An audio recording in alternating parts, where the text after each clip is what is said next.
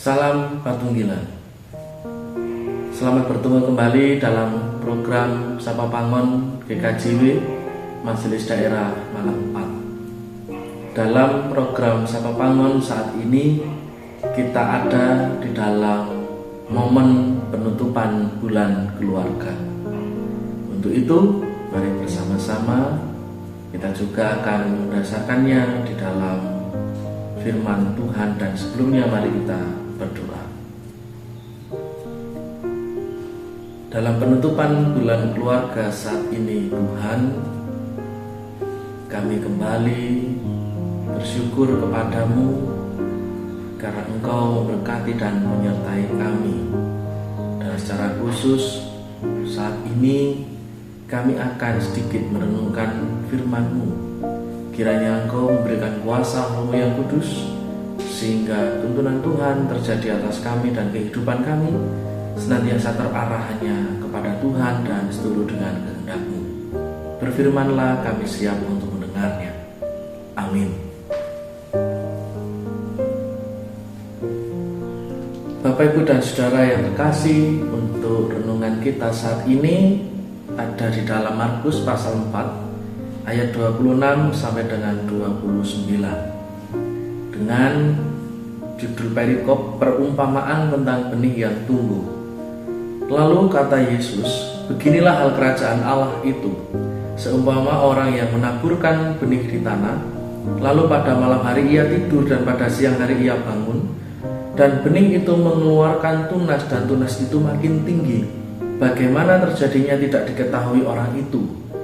Bumi dengan sendirinya mengeluarkan buah, mula-mula tangkainya, lalu bulirnya, kemudian butir-butir yang penuh isinya dalam bulir itu. Apabila buah itu sudah cukup masak, orang itu segera menyabit sebab musim menuai sudah tiba. Demikian pembacaan firman Tuhan. Amin.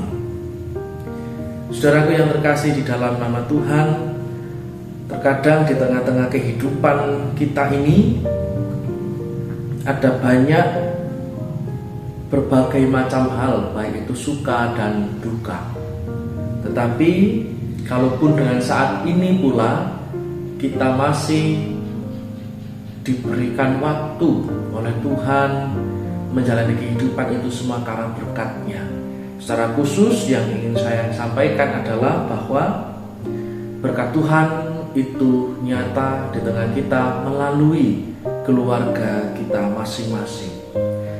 Tentu keluarga memiliki makna yang amat mendalam, dan di dalam keluarga itu juga ada berbagai macam hal yang boleh dan bisa kita lakukan.